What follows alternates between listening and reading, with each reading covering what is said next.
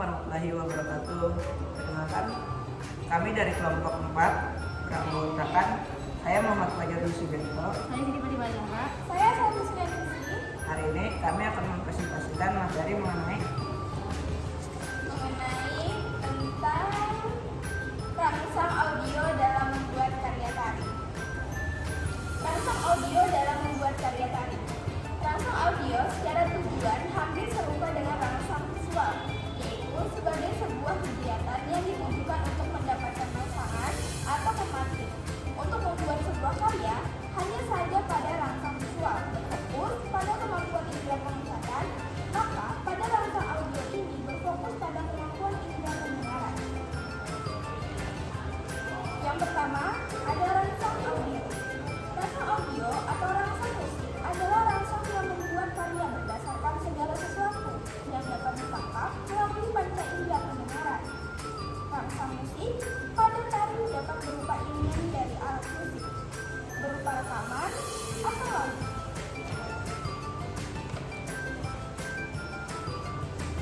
Rangsang audio dalam seni tari ada musik, efek suara, narasi atau dialog, pengolahan suara. Musik memainkan peran penting dalam menciptakan atmosfer dan memengaruhi suasana hati dalam keseharian. Jenis musik yang digunakan dapat bervariasi mulai dari musik klasik, musik kontemporer, hingga musik elektronik. Efek suara. Penggunaan efek suara seperti bunyi alam, suara manusia, atau suara objek dapat menambah dimensi audiovisual dalam tarian. Efek suara ini dapat diciptakan suasana tertentu, menggambarkan objek atau situasi, atau memberikan kontras atau perubahan dalam seni karya tari. Narasi atau dialog. Narasi atau dialog suara dalam beberapa karya tari dapat digunakan untuk menggambarkan cerita atau memberikan konteks yang lebih jelas tentang gerakan atau tema yang diekspresikan dalam tari. Pengolahan suara. Teknologi dalam konteks tari modern dapat digunakan untuk memanipulasi dan mengolah suara secara real time.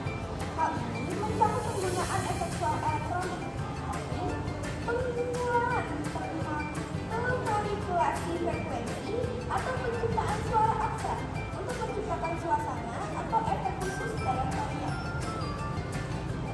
D.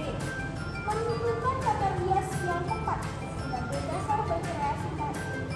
Tata rias adalah proses atau seni memperindah penampilan seseorang melalui penggunaan kosmetik, perawatan kulit, dan pengaturan rambut untuk tujuan tertentu, seperti penampilan estetika, pertunjukan, atau upacara tertentu.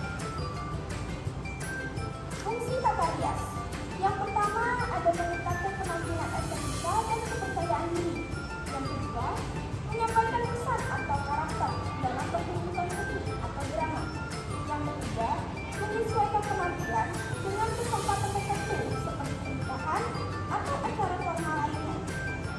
Yang keempat, membantu mengubah atau memperbaiki diri berwajah untuk mencapai penampilan yang diinginkan. Jenis-jenis tata rias. Yang pertama ada tata rias sehari-hari. Yang kedua ada tata rias pesta. Yang ketiga ada tata rias pengantin. Yang keempat ada tata rias teater.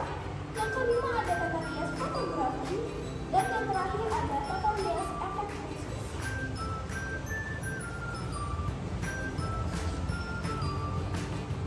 Satu, tata rias sehari-hari. Jenis tata rias ini digunakan untuk aktivitas sehari-hari, seperti bekerja atau beraktivitas sosial. Biasanya lebih ringan dan natural untuk menampilkan yang segar dan tidak berlebihan.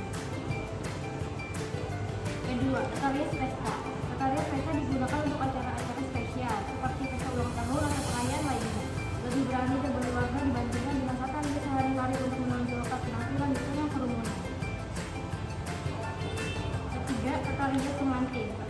Ini tata rias ini khusus untuk pengantin pada hari pernikahan, biasanya lebih rinci dan sering melibatkan elemen tradisional, serta penggunaan ekspresional romantis untuk memastikan penampilan yang istimewa di hari istimewa mereka.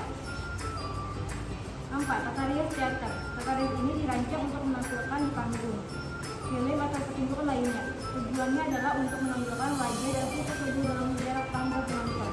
Seringkali dengan menggunakan teknik dramatis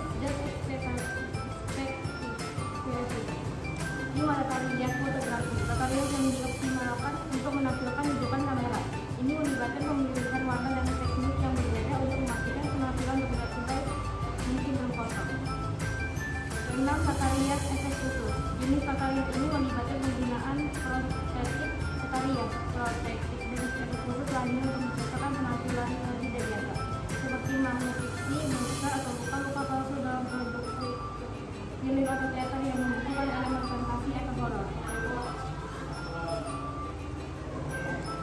Sekian presentasi dari kami. Mohon maaf. Assalamualaikum warahmatullahi wabarakatuh.